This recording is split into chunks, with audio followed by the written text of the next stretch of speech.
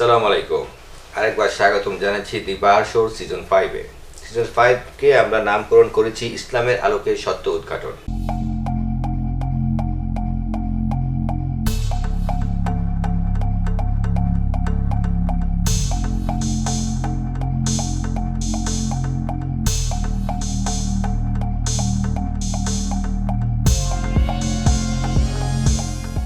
ইসলামের বিভিন্ন বিষয় নিয়ে আমরা আলোচনা করব বিজ্ঞ আলেমে দ্বীনদেরকে নিয়ে। আমাদের সাথে 4 জন বিজ্ঞ আলেমে দ্বীন রয়েছেন এবং 3 জন মতামত প্রকাশ করার জন্য বিজ্ঞ ব্যক্তি, জ্ঞানী এবং গুণীজন রয়েছেন। সাথে রয়েছেন আমাদের সাথে দর্শকও রয়েছেন। এই সিজন 5 কে আমরা একটু ব্যতিক্রমভাবে সাজিয়েছি। আজকাল আমাদের এই বাংলাদেশে বা বিশেষ করে আমাদের সমাজে ইসলামের বিভিন্ন বিষয় নিয়ে আলেম সমাজদের মধ্যে মতবিরোধ দেখা যায়। বক্তব্য রাখতে গিয়ে একজন আলেম আরেকজন আলেমকে অশ্লীল ভাষায় কথা বলে অথবা অপমানমূলক কথা বলে নিজেকে জ্ঞানী জাহির করার জন্য অনেক ভুল তথ্য দেয়, যাতে করে আমরা যারা সাধারণ মুসলমান রয়েছি তারা বিভ্রান্তে পড়ে যাই। সত্যটা কোন পথে অনুসরণ করলে আমরা আল্লাহকে পাবো, আমাদের রাসূলকে খুশি করতে পারবো, সেটা আমরা নিজেরাও জানি না। এই ধরনের যতগুলি বিষয় রয়েছে, দি বার শো আয়োজন করেছে এই বিষয়গুলিকে এমনভাবে সমাধান করার জন্য যাতে করে আমরা বিভ্রান্তে না পড়ি। আজকে আমাদের স্টুডিওতে 4 জন বিজ্ঞ আলেমের দ্বীনদেরকে নিয়ে আমরা আলোচনা করব। প্রথমেই আমরা তাদের সাথে পরিচয় হয়ে নেই, তারপর আমরা মূল আলোচনায় যাব। আমার ডান দিকে যিনি রয়েছেন মুফতি মিজানুর রহমান সোহাইল সাহেব, যিনি প্রতিষ্ঠাতা পরিচালক মারকাতুজ তালিম আল ইসলামিয়া মাদ্রাসা, ঢাকা। আসসালামু আলাইকুম। এরপর যিনি আমার ডান দিকে রয়েছেন মুফতি আইনুল ইসলাম, যিনি খতিব হিসেবে দায়িত্বরত রয়েছেন পূর্ব বাড্ডা পুরাতন জামে মসজিদ। আসসালামু আলাইকুম রহমতুল্লাহি ওয়া বারাকাতুহু। এরপর আমার বাম দিকে যিনি রয়েছেন আল্লামা মুফতি মুক্তার রেজা মাসুমি, উনি পীর সাহেব মাসুমিয়া দরবার শরীফের এবং খতিব হিসেবে দায়িত্বরত রয়েছেন নূরে আমিন বাইতুর রিয়াদ জামে মসজিদ। আসসালামু আলাইকুম রহমতুল্লাহি ওয়া বারাকাতুহু। এরপর একদম শেষে আমার বাম দিকে যিনি রয়েছেন আল্লামা মুফতি মোহাম্মদ আনোয়ার হোসেন সাইফি, যিনি প্রিন্সিপাল ও সাইকুল হাদিস জামিয়া মাদানিয়া দারুল হাবিব মাদ্রাসা, রায়েরবাগ, ঢাকা। আসসালামু আলাইকুম ওয়া রাহমাতুল্লাহি ওয়া বারাকাতুহু। এছাড়াও আরও 3 জন অতিথি রয়েছেন আমাদের সাথে, ওনাদের মতামত প্রকাশ করবেন। যারা একজন হচ্ছেন প্রফেসর ডক্টর মোহাম্মদ আতাউর রহমান মিয়াজি, যিনি ঢাকা বিশ্ববিদ্যালয়ের ইসলামী ইতিহাস ও সাংস্কৃতিক বিভাগে দায়িত্বরত রয়েছেন। আসসালামু আলাইকুম ওয়া রাহমাতুল্লাহি ওয়া বারাকাতুহু। এরপর যিনি রয়েছেন মতামত প্রকাশের জন্য আল্লামা মুফতি মিজানুর রহমান নইমি সাহেব, যিনি রহমানিয়া নইমিয়া কমপ্লেক্সের পরিচালক হিসেবে রয়েছেন। আসসালামু আলাইকুম ওয়া রাহমাতুল্লাহি ওয়া বারাকাতুহু। এরপর যিনি রয়েছেন আল্লামা মুফতি খালেদ সাইফুল্লাহ, যিনি পীর সাহেব গড়িয়া বুনিয়া দরবার শরীফ, বরগুনা। আসসালামু আলাইকুম ওয়া রাহমাতুল্লাহি ওয়া বারাকাতুহু। প্রিয় দর্শক, আজকে ওনাদেরকে নিয়ে, ওনারা সবাই জ্ঞানী গুণীজন, সবাই সম্ভ্রান্ত পরিবার থেকে এসেছেন। আজকে যে বিষয়টাই আমরা নির্ধারণ করেছি সেটি হচ্ছে মিলাদ ও কিয়াম। এক শ্রেণীর আলেম সমাজ বলছেন মিলাদ কিয়াম পড়া জায়েজ, এক শ্রেণীর আলেম সমাজ বলছেন মিলাদ কিয়াম পড়া জায়েজ নয়। অ্যাকচুয়ালি কোনটা সঠিক আমরা চেষ্টা করব দি বার শোর মাধ্যমে আজকে সত্য উদ্ঘাটন করার জন্য। এই জন্যই আমরা দি বার শোর সিজন 5 কে নামকরণ করা হয়েছে ইসলামের আলোকে সত্য উদ্ঘাটন। কথা না বাড়িয়ে আমরা মূল আলোচনায় যাচ্ছি। প্রথমে আমি একটা জিনিস জানতে চাইবো আপনার আমাদের আল্লামা মুফতি মুক্তার রেজা মাসুমি সাহেবের কাছে, যে এই যে মিলাদ, আসলে এই দুইটা শব্দ এখানে মিলাদ এবং কিয়াম, এই যে দুইটি শব্দ, এই দুইটি শব্দের অর্থটা কি? আলহামদুলিল্লাহ ওয়া সলাতু ওয়া সালামু আলা রাসূলিল্লাহ ওয়া আলা আলিহি ওয়া সাহবিহি ওয়া মান ওয়ালা। সুস্বাগতম জানাই বিজ্ঞ উপস্থাপককে এবং যারা আজকে রয়েছে বিচারক হিসেবে এবং আমাদের সাথে যারা অতিথি হিসেবে আসছেন সকলকে এবং দর্শক শ্রোতাদেরকে সকলের উদ্দেশ্যে। আসলে মিলাদ এবং কিয়াম দুইটা শাব্দিক অর্থ করে সহজ। মিলাদ যদি আমরা অর্থ করি, মিলাদ স্বাভাবিক অর্থ হলো জন্ম বা জন্ম সময়, জন্মকাল, জন্মস্থান, এগুলো বোঝানো হয়ে থাকে মিলাদ দ্বারা। এখানে শুধু মিলাদ, আর যদি মিলাদ শরীফ উদ্দেশ্য হয়ে থাকে, এই শব্দটা যখন যোগ হবে তখন আমরা বুঝি যে রসুল করিম সাল্লাল্লাহু আলাইহি ওয়াসাল্লামের বেলাদাত দিবস, উনি যেদিন আগমন করেছেন 12 রবিউল আউয়ালে, সেই দিনটাকে বোঝানো হয় মিলাদ শরীফ। আর কিয়াম মানে হচ্ছে দাঁড়ানো, দাঁড়িয়ে থাকে, যে কোনো দাঁড়ানোকে কিয়াম বলা হয়। এই কিয়ামটা হোক সম্মানের জন্য, যে কোনো কারণে থাকবে, যেমন নামাজের আমরা যে দাঁড়াই সেটাকেও কিয়াম বলা হয়, এই কিয়াম। তো কিয়াম শব্দের অর্থ হচ্ছে দাঁড়ানো, আর মিলাদ হচ্ছে জন্ম। এখন জন্মের সাথে, এই মিলাদের সাথে যদি শরীফ ব্যবহার করি তাহলে উদ্দেশ্য হবে রসুল করিম সাল্লাল্লাহু আলাইহি ওয়াসাল্লামের জন্ম। আর রসুল করিম সাল্লাল্লাহু আলাইহি ওয়াসাল্লামের পবিত্র বেলাদাত শরীফ, মিলাদে পাক যুগ যুগ ধরে আমাদের আইমে শরীয়ত, তরিকত এবং কি এই 1400 বছরের ইতিহাসে আলহামদুলিল্লাহ সকলেও পোষণ করেছেন যে রসুল করিম সাল্লাল্লাহু আলাইহি ওয়াসাল্লামের পবিত্র মিলাদ শরীফের আলোচনা এটা উত্তম ইবাদত। পবিত্র মিলাদ শরীফের আলোচনা, অর্থাৎ মিলাদ শরীফ রসুল পাকের জন্ম বৃত্তান্ত, তিনি কিভাবে দুনিয়াতে আসছেন, মা আমেনার রেহেমে ছিলেন, মা আমেনার রেহেমে আসার আগে আব্দুল্লাহর উরুসে ছিলেন, তার আগে কেমনে ছিলেন, অর্থাৎ আদম আলাইহিস সালাম থেকে শুরু করে সৃষ্টির পর থেকে রসুল পাকের এই জাত এবং সিফাতকে বর্ণনা দেওয়ার নামই হচ্ছে মিলাদ শরীফ। তো এই ব্যাপারে আমি আশা করি কারো দ্বিমত নেই যে মিলাদ শরীফের ব্যাপারে সবাই এটাকে ঐকমত, সবাই এটা উত্তম ইবাদত মনে করেন রসুল পাকের মিলাদের আলোচনাকে। জি, আর কিয়াম? কিয়াম হচ্ছে দাঁড়ানো। হ্যাঁ, এটা আমরা ইসলামের দৃষ্টিকোণ থেকে এই কিয়ামটাকে কিভাবে দাঁড়ায়? এই কিয়ামের মধ্যে অনেক ভাগ আছে, সেই ভাগের কথা বলতে গেলে আসলে এটার একটা এই আলোচনা, ডিবেট। কিয়াম হচ্ছে দাঁড়ানো, যে কোনো কারণে আপনি দাঁড়াতে পারেন, যে কোনো কারণে, কারো সম্মানে দাঁড়াতে পারেন এবং কারো জন্য আগমনে খুশি হয়ে দাঁড়াতে পারেন, যে কোনোভাবে দাঁড়াতে পারেন, দাঁড়ানোটাই কিয়াম। দাঁড়ানোটাই কিয়াম। তো কিয়াম নিয়েও আমি আশা করি কারো দ্বিমত নেই, এই ব্যাপারেও সবার, যেহেতু দাঁড়ানোটা কিয়াম নিয়ে কারো মত নেই। কিন্তু এটার উপরে নির্ভর করবো হচ্ছে যে কিয়াম কি জন্য করা হয়, কার জন্য করা হয়, ওই প্রশ্ন যখন আসবে তখন হইলো ভিন্ন। জি, এই প্রশ্ন আসবো আপনার কাছে নিয়ে। হুজুর, আপনার কাছে জানতে চাইবো, যেটা হুজুর বললেন যে মিলাদ অর্থাৎ মিলাদ শরীফ যদি আমরা বুঝি তাহলে রাসূল সাল্লাল্লাহু আলাইহি ওয়াসাল্লামের জীবন বৃত্তান্ত, এবং যেই জীবন বৃত্তান্ত আলোচনা করা ইবাদত। আর কিয়াম বলতে দাঁড়ানো, কোন উদ্দেশ্যে, ইসলামের কোন আমলটা করার জন্য আমরা কিয়াম করি নরমালি, যেটা আমরা বুঝাই মিলাদ কিয়াম যে বিষয়টা। মিলাদ শরীফের মাহফিলে যে কিয়াম করা হয়, জি, মিলাদ শরীফের মাহফিলে কিয়াম যে বলা হয় সেটা করা হয় রাসূল করিম সাল্লাল্লাহু আলাইহি ওয়াসাল্লামের উপরে সালাম দেওয়ার সময় তাজিমাত, সম্মান প্রদর্শন, আদব স্বরূপ। আচ্ছা, সালামের আদব, দাঁড়িয়ে দেওয়া, এই মহব্বতের খাতিরে আদাবান আমরা আল্লাহ নবী সাল্লাল্লাহু আলাইহি ওয়াসাল্লামকে দাঁড়িয়ে সালাম জানাই। আমাদের যারা মিলাদে আমরা কিয়াম শরীফ পড়ি, অর্থাৎ আল্লাহ নবীকে দাঁড়িয়ে সালাম জানাই, আমরা এটাকে ফরজ বলি না, ওয়াজিবও বলি না, সুন্নাতে মুআক্কাদাও বলি না, সকলেই মুস্তাহাব বলে। এটা আদবের ব্যাপার। কেউ না করলে আমরা তাকে কাফেরও বলি না, মুশরিকও বলি না।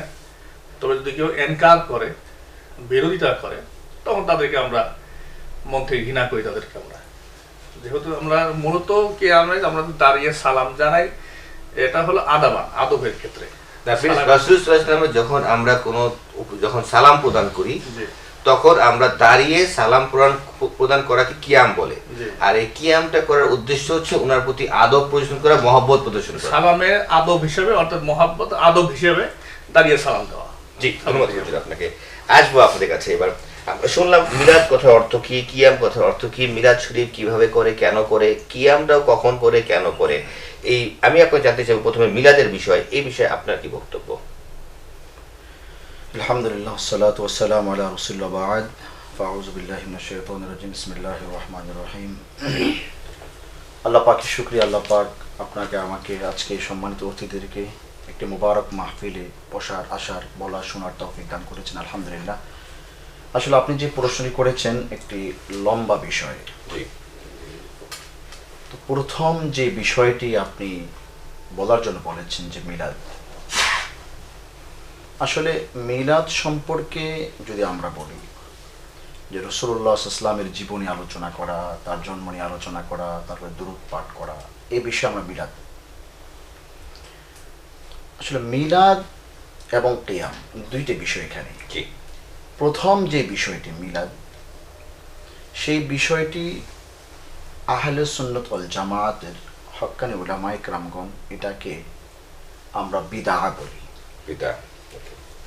মিলাদকে আপনারা বিদা বলেন, যেটা হচ্ছে রাসূল সাল্লাল্লাহু আলাইহি ওয়াসাল্লামের জীবন বিষয়। সেটা একটা আপনাকে স্পষ্ট করতে চাই, প্রচলিত মিলাদ, প্রচলিত মিলাদ এই শব্দটি আমাদের দর্শকদের বুঝতে হবে। জি এবং আমি যে বিষয়টি বলবো প্রচলিত মিলাদ, জি রসুলের যুগের মিলাদ নয়, প্রচলিত মিলাদকে আমরা বিদআ বলি। শুধু আমরা নয়, আহলে সুন্নাত ওয়াল জামাতের হক্কানি উলামায়ে কেরামগণ জি এবং ইসলামিক বড় বড় স্কলারগণ এটার সাথে একমত।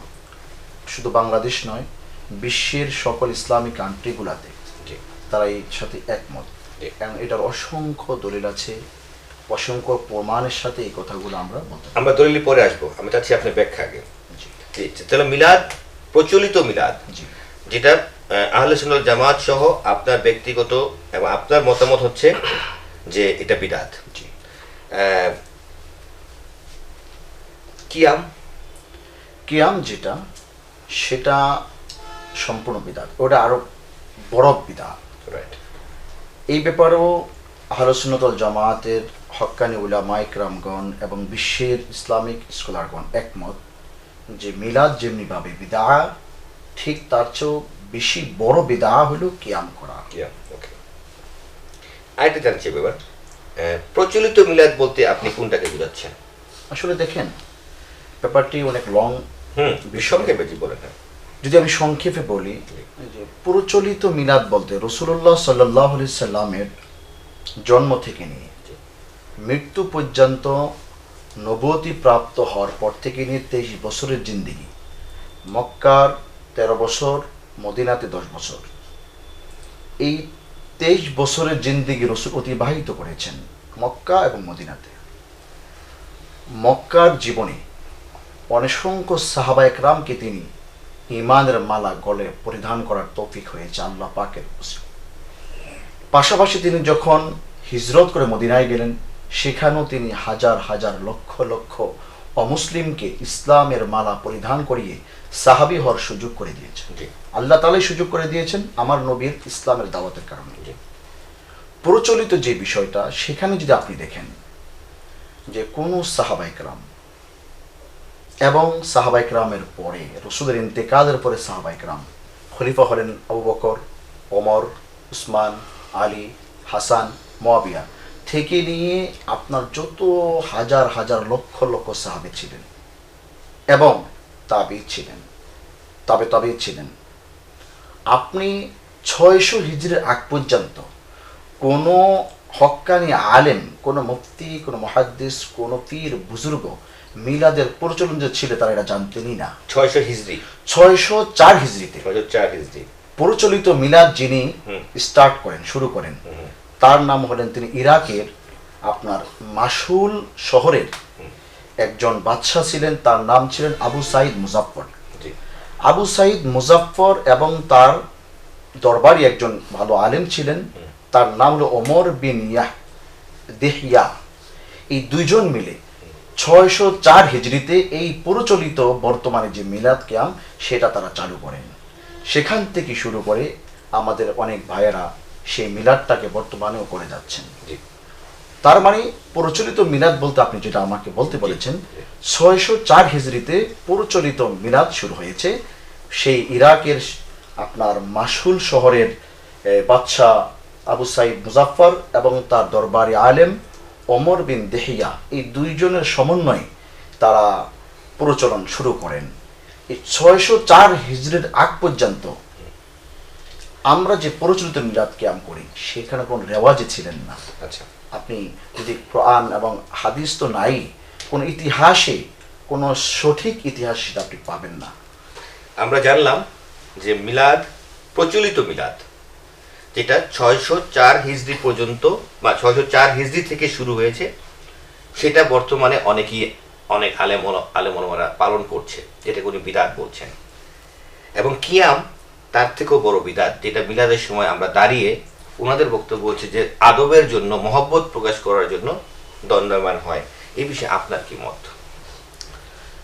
إن الحمد لله سبحانه وتعالى أما بعد فأعوذ بالله من الشيطان الرجيم بسم الله الرحمن الرحيم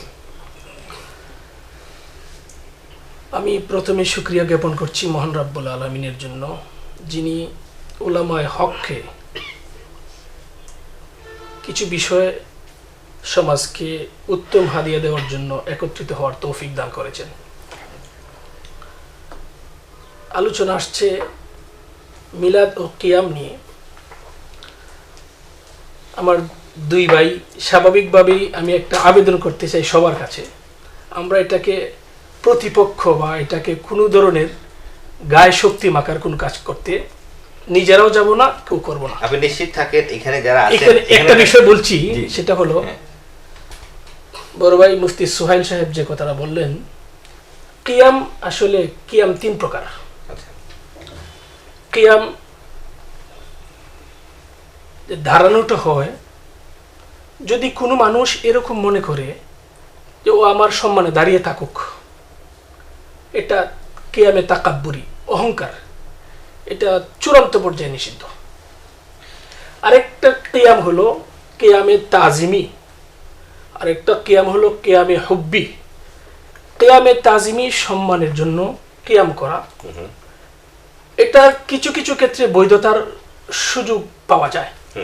আর কিয়ামে হুব্বি এটারও সুযোগ ইসলামে রয়েছে, ইসলামে এর যথেষ্ট দলিল প্রমাণ খুঁজে পাওয়া যায়। কিয়ামে হুব্বি কথার অর্থ কি? কিয়ামে হুব্বি হলো মহাব্বতের সাথে, যেমন রসুল করিম সাল্লাল্লাহু আলাইহি সাল্লাম তার কলিজার টুকরা হযরত ফাতেমা জাহরা রাদিয়াল্লাহু তাআলা আনহাকে দেখে মহাব্বতের সাথে উনি দাঁড়িয়ে গেছেন, তাকে ভালোবেসেছেন।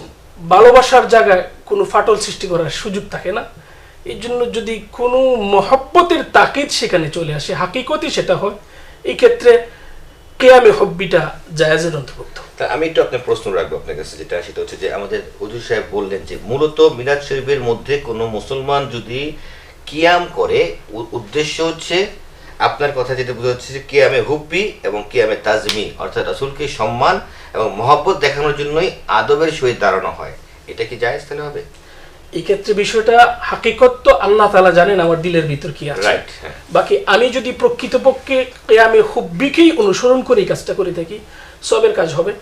আর কাজে আর এবং যদি আমি কর্মে- রিয়া করি, লোক দেখানোর জন্য করি, তাহলে অবশ্যই গুনাহ হবে। এখানে এখানে একটা বিষয় আমি বলতে চাই যে আমাদের আইনুল ইসলাম কান্দুলি ভাইয়ের কথায় যে কিয়াম যে উনি তিন প্রকার বলেছেন, তাকাব্বুরি, হুব্বি, তাজিমি। জি।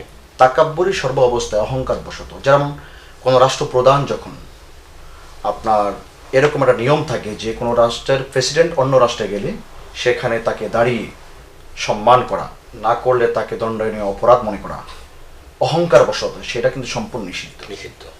হুব্বি বলতে যেটা, এখানে হুব্বি এবং তাজিমিকে হুজ্জাতুল্লাহিল বালিগার ভিতরে জায়েজ বলেছেন।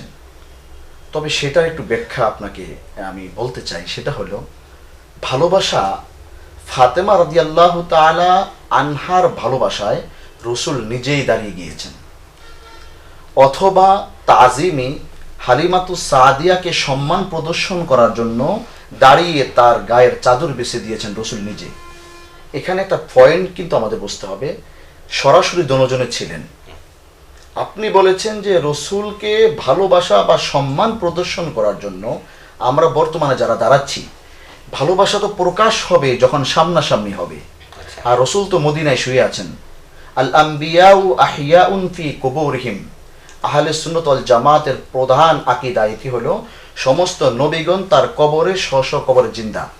এই আকীদা আমাদের বিশ্বাস এখানে করতে হবে। সোহেল ভাই আমি কথা বলতে আমি একটু শেষ করি। আপনার- শেষ করুন। আমি আমি বলে যাবো, বলে যাবো। না, আমি আপনাকে পয়েন্ট মনে করে দিই। আমি যদি কথাটা আমি শেষ করি point আমার করে কাছে দিব। ভালো লাগবে, আমি point অবশ্যই করে ভাই দিব। বলবেন। ঠিক আছে। তো মহাব্বত প্রকাশ করার জন্য ফাতেমাকে দেখে রসুল দাঁড়িয়েছেন, কিন্তু তাকে তো ভালোবাসেন।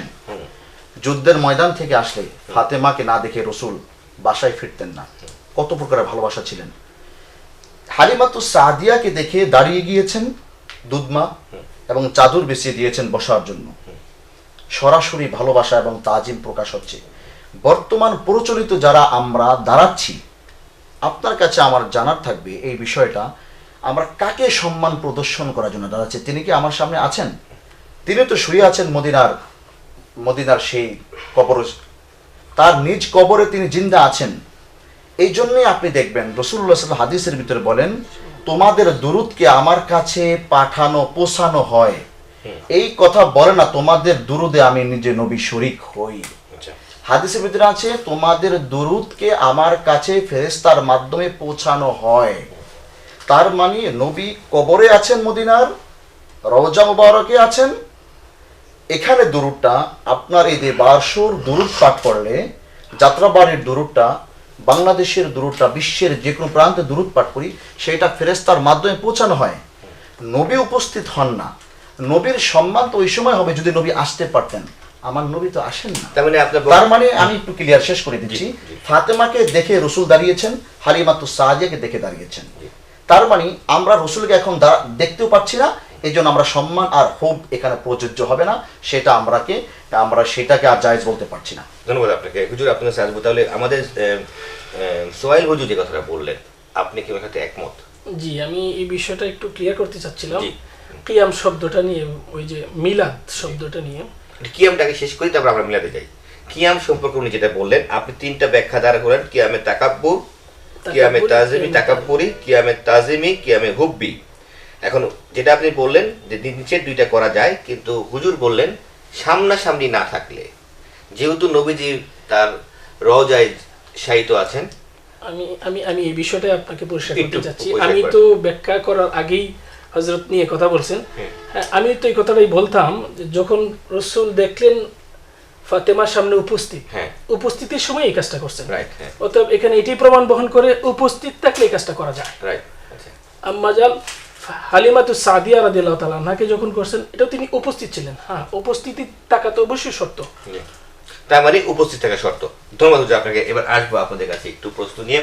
সেটা হচ্ছে যে প্রথমে আসবো মিলাদ নিয়ে, যেটা আমাদের হুজুররা বললেন মিলাদ, প্রচলিত মিলাদ বিদাত, এবং কিয়াম তার থেকেও বড় বিদাত। তার আগে এটা বলবো, যেটা ওনার আরেকটা পয়েন্ট ধরেছে যে 604 হিজরি পর্যন্ত কোনো মিলাদের এই সিস্টেমটা ছিল না। প্রচলিত মিলাদটা 604 হিজরি থেকে যে আমরা যে মিলাদটা করি, এই মিলাদটা শুরু হয়েছে। আর কিয়াম সম্পর্কে যেটা বললেন যে কিয়াম 3 প্রকার, কিন্তু সম্মানের সহিত মহব্বতের সহিত যে কিয়ামটা আমরা করি মিলাদ শরীফের মধ্যে, এটা সামনাসামনি উপস্থিত না থাকলে নিষিদ্ধ। যদি সামনাসামনি উপস্থিত থাকতো তাহলে এটা জায়েজ ছিল। যেহেতু নবীজি তার মদিনা রওজার মধ্যে শায়িত, উনি এখানে আসতে পারেন না, সেহেতু এটা নিষিদ্ধ। আপনাদের বক্তব্য শুনতে চাই।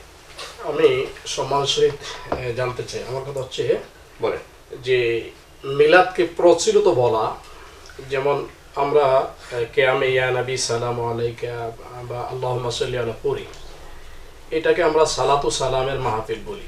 কিন্তু আমরা মিলাদ মাহফিল বলতে যেটা বুঝি, ওই মিলাদ কখনো প্রচলিত হয় না। মিলাদ যেহেতু জন্ম, আর মিলাদ শরীফ যেহেতু রসুলের পাকের মিলাদ, এটা আজ থেকে 1400 বছর আগে মক্কার জমিনে রসুল করিম সাল্লাল্লাহু আলাইহি ওয়াসাল্লাম মা আমিনার ঘর উজালা করে দুনিয়াতে এসেছেন।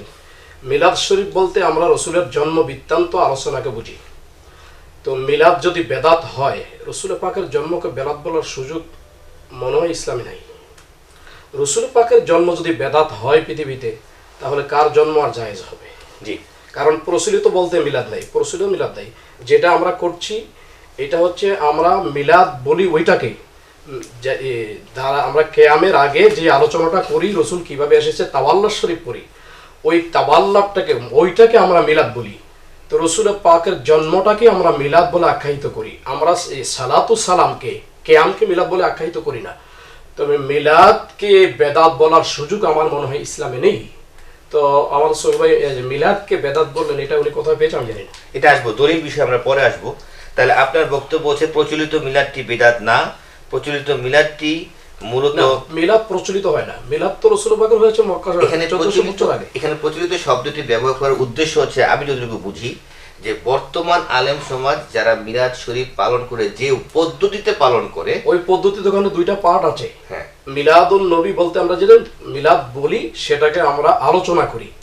মিলাদ পাঠ করা যায় না, মিলাদকে আলোচনা করা হয়। আর পরবর্তীতে যেই পাঠ, সেটা হলো ওই মিলাদুন নবীকে উপলক্ষ করে মিলাদ না, মিলাদ হচ্ছে রসুল পাকের জন্ম, রসুলের জন্ম ভিত্তিতে আলোচনা করি। যেমন তাওয়াল্লাহ শরীফ পড়াটাই হচ্ছে রসুল পাকের মিলাদের আলোচনা করা। রসুলের মিলাদের আলোচনা করা নাজায়েজ, ইসলামে বলার সুযোগ নেই। জি, মিলাদের আলোচনা করি। আরেকটা এটা উত্তম ইবাদত, মিলাদের আলোচনা করা উত্তম ইবাদত। প্রশ্ন হচ্ছে যে আমরা এখানে দুইটা পার্ট, একটা হচ্ছে মিলাদের আলোচনা করা, রসুল পাকের সেরাত তাজকিরা আলোচনা করা, ওইটা ইবাদত। বাকি থাকে হলো পরবর্তীতে দাঁড়ায় যে আমরা সালাত ও সালাম পেশ করি সেটার বিষয়। কিন্তু মিলাদুল নবীর ব্যাপারে যে মিলাদ, সেটার ব্যাপারে সোহেল ভাই একমত কিনা? এটা আমরা আসবো সোহেল এটা কাছে, আমার প্রশ্ন। এটা হুজুর কাছে আমরা আসবো। আচ্ছা, আমি একটু বিষয়টা ক্লিয়ার করতাম মিলাদ সম্পর্কে বিষয়। আচ্ছা জি, একটু জি সুযোগ জি দিতেন। জি জি। মিলাদ শব্দটা কি? আসলে মিলাদ শব্দটার অস্তিত্ব কোত্থেকে? আমরা যখন মিজান ক্লাসে পড়েছি, মিজান একটা শব্দ আছে। মিজান শব্দটা সবার জানার জন্য বলছি। মিজান আসলে মিউজানুন ছিল। এই মিউজানুন সহজ করে পড়ার জন্য মিজান বানানো হয়েছে। মিজান শব্দটার অর্থ হলো মাপার যন্ত্র, অর্থাৎ যেটাকে আমরা পাল্লা বলি। মিলাদ শব্দটাও আসলে হাকিকতে মিউলাদুন ছিল। মিউলাদুন থেকে মিলাদ করা হয়েছে। মিজান শব্দের অর্থ যদি এমন দাঁড়ায় যে মাপার যন্ত্র, আল্লাহ তাআলা মাফ করুন, আমাদের সকলের সবার প্রাণের মণি মুহাম্মদুর রাসূলুল্লাহ সাল্লাল্লাহু আলাইহি ওয়াসাল্লাম। কারো উদ্দেশ্য এমন নয় যে রসুলকে আক্রমণ করে কথা বলবে, এটা এই স্পর্ধা পৃথিবীর কোনো মুমিনের হতে পারে না, সম্ভব না। রসুল সাল্লাল্লাহু আলাইহি সাল্লাম, যদি মিলাদ শব্দটাকে আমরা তর্জমায় নিয়ে যাই, তাহলে মিলাদ শব্দের অর্থ দাঁড়াচ্ছে রসুল সাল্লাল্লাহু আলাইহি সাল্লাম যে অবস্থা জন্মগ্রহণ করেছেন, তাহলে বোঝা গেল এটা রসুল সাল্লাল্লাহু আলাইহি সাল্লাম জন্মগ্রহণ করার যে আলা, এটাকে বলা হয়। রসুল সাল্লাল্লাহু আলাইহি সাল্লাম জন্মগ্রহণ করেছেন, রসুলের জন্ম বৃত্তান্ত মিলাদ শব্দের কোনো ডিকশনারি খুঁজে পাওয়া যাবে না। রসুল সাল্লাল্লাহু আলাইহি সাল্লাম যদি মিলাদ বিষয় আলোচনা আসে, মাউলুদুন নবী বলতে হবে। রসুলের জন্ম বৃত্তান্ত আলোচনা শব্দের আরবি হলো মাউলুদুন নবী। মিলাদ যদি অর্থ হয়, মিলাদের অর্থ অবশ্যই এমন করতে হবে যে রসুল সাল্লাল্লাহু আলাইহি সাল্লাম যেভাবে জন্ম হয়েছেন এই অবস্থানটাকেই মূলত মিলাদ বলা হয়। ধন্যবাদ আপনাকে। জি, আপনাকে জানতে চাইবো যে আপনার এই মিলাদ সম্পর্কে যেটা বলতেছিলেন প্লিজ। যে মিলাদ শব্দটি জারুল্লাহ জামাখশারি বিশ্ববিখ্যাত মুফাসসির এবং লুগাত বিশারদ, যাকে ওলামা ইকরাম সকলেই জানেন, নাহু সরফ, আরবি গ্রামার দিক দিয়ে সমৃদ্ধ এবং যথেষ্ট আরবি লুগাতে বারবি কাওয়ায়েদে পারদর্শী জারুল্লাহ জামাখশারি, উনি মিলাদ শব্দকে বলেছেন আল মিলাদু কাল মিআদ ইয়া ওয়াক্তুল ওয়ালাদা। অর্থাৎ মিলাদ শব্দটি এসেছে কাল মিআদ শব্দের মতো, তার অর্থ হলো ওয়াক্তুল ওয়ালাদা, জন্মের সময়। এখন জন্মের সময় ঠিক আছে, কিন্তু এই শব্দটি যখনই ইস্তেলাহ হিসাবে পারিভাষিকভাবে ব্যবহার হয়েছে, চলে আসছে, তখন এটা আর ওইরকম নেই ওইরকম ভাবে। তখন মিলাদ শব্দ বলে মাউলুদে এর মধ্যে আসছে, যেটা মাউলুদে বারজানজি, আল্লাহ নবী সাল্লাল্লাহু আলাইহি ওয়াসাল্লামের দুনিয়ায় তাশরিফ আগমন আনার সময়ের আলোচনা, বিভিন্ন হাদিস থেকে আসার থেকে আলোচনা, এর সাথে আল্লাহ পাকের জিকির আজকার, তাসবিহ তাহলিল এবং রাসূল করিম সাল্লাল্লাহু আলাইহি ওয়াসাল্লামের দুরুদ ও সালাম, সালাত ও সালাম, এটা মিলেই কিন্তু ওই ভাই যেটা বললেন, এইটাই কিন্তু প্রচলিত মিলাদ। আপনি একমত কিনা, না আপনি অন্য কিছু দেখছেন প্রচলিত মিলাদে? আসলে প্রচলিত মিলাদের ভিতরে জি আমরা অনেক কিছু পেয়ে থাকি। জি জি বলেন। আমরা তো যদিও মিলাদ ওইভাবে পড়ি না, আমরাও মিলাদ পড়ি, কিন্তু সেটা হলো রাসূলুল্লাহ সাল্লাল্লাহু আলাইহি ওয়াসাল্লাম যেটা সাজেস্ট করেছেন সেই তরিকায়। কিন্তু মিলাদ যেটা আমরা প্রচলিত মিলাদ বলতে যেটা বুঝি, যেমন আমি যদি একটা কবিতা আপনাকে শোনাই, তুমি না এলে দুনিয়ায় আধারে ডুব দিত সবাই। আচ্ছা, নবী না এলে দুনিয়ায় আধারে সবাই ডুব দিত, এটা পাইলাম কোথায় আমি? এই কথাটা কোন হাদিসে আছে? এই কথাটা কোরআনুল কারীমের 114টা সূরার কোন আয়াতে আছে? তার মানে কথাটা সম্পূর্ণ ভুল এবং একটা বানোয়াট কথা, শেরের মাধ্যমে, কবিতার মাধ্যমে আমি মিলাদের ভিতরে পড়ছি। না, আপনার আপত্তি কোথায়? আপত্তি কি আমার আপত্তি হলো মিলাদের মধ্যে পাঠিত কিছু কথা নিয়ে, নাকি আমার আপত্তি হলো এই যে এইটাই আপনি মূল অপশনে আসছেন। আসলে মিলাদটা আমরা এখন একটা মিলাদকে প্রচলিত মিলাদ কেন বলতে হয়? যখন আমরা সমাজের ভিতরে দেখি আমাদের কিছু ভাইয়েরা এমনভাবে মিলাদুন নবী পালন করে, মিলাদ শরীফ পাঠ করে, যেটা শরীয়ত, রসুল, সাহাবি, তাবিন, তবে তাবিনগণ ইতিহাসের কোথাও আমরা পাই না। সেটা আপনি যদি ক্লিয়ার এই আপত্তিকর কবিতাগুলা পাঠ করে এরপরে সবাই আবার সুর দিয়ে বলতেছে আল্লাহুম্মা, এই যে দেখেন, এই সুরের সাথে সুর মিলিয়ে রসুল থেকে একটা হাদিস শুধু আমরা পেতে চাই, সাহাবা একরাম রসুলের মুখে মুখে এরকম দুরূদ পাঠ করেছেন।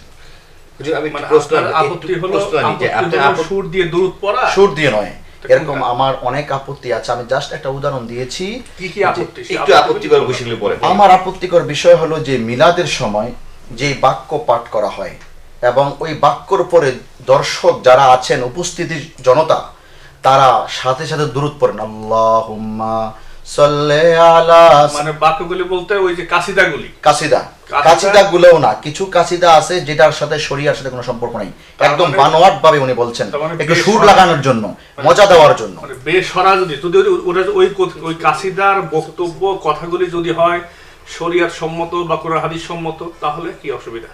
না, যদি ওই কাছিদাগুলার মিনিংটা সুন্দর হয় এবং সেটা যদি সুরে সুর মিলে না হয়, নবী যেই তরিকায় করেছেন, নবীর সামনে কবি যেরকম কবিতা পাঠ করেছেন, সেভাবে যদি হয়, আমার নবীকে খুশি করার জন্য অনেক শায়ের আছেন, তারা শের পাঠ করতেন, কবিতা পাঠ করতেন, শের মানে কবিতা, সেই কবিতার মতো যদি হয়, সেটাকে আমি 100% সিরোট জানাই এবং সেটাকে সমর্থন করব। কিন্তু মানে যদি এই সাহাবায়ে প্রচলিত কেরাম- মিলাদের ভিতরে আমরা যেটা সাহাবায়ে দেখি, কেরাম, সালফে সালেহিন, তারা যদি এইভাবে সুর দিয়ে কোরআন হাদিস সম্মত কোনো কথা, হৃদয় বিদারক কোনো কথাকে ছন্দ আকারে তৈরি করে সেটা যদি বলে থাকেন, তাহলে সেটা আপনি গ্রহণ করবেন না। কারা কারা সালফে সালেহিনদের থেকে সালফে সালেহিন লিখেছেন বা তাবিরা লিখেছেন, সাহাবায়ে কেরাম লিখেছেন জি, বা পরে সাহাবা একরাম থেকে যদি এই ধরনের কোনো কিছু পাওয়া যায়, আমি সেটাকে অবশ্যই মেনে নিই। হুজুর, আমি একটু এখানে ক্লিয়ার করি। ওনার বক্তব্য হচ্ছে যে, আমি যেটুকু বুঝলাম, যদি ভুল হলে আপনি আমাকে বলবেন কিন্তু, ঠিক আছে?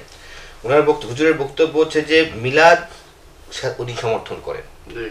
ওই মিলাদ উনি সমর্থন করেন যেভাবে রাসূল বলেছেন, ওনার কথা, এবং সাহাবা একরাম করেছেন। এবং সাহাবায়ে কেরাম করেছেন।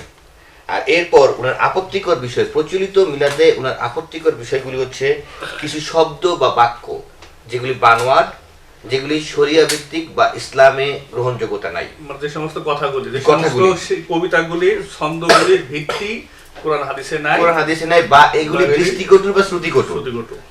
এবং কিছু শব্দ বা বাক্য যেগুলি আছে, যেমন উনি বলতে চাচ্ছেন যে সাহাবী আজমাইনরাও রাসূলকে কবিতা শোনাতেন, গজল শোনাতেন, বিভিন্ন কবিরা, বিভিন্ন কবিরা সাহাবীদের পরেও হ্যাঁ। অনেকেই আছেন বিভিন্ন কবিরা এই ধরনের কবিতা আবৃত্তি করছেন।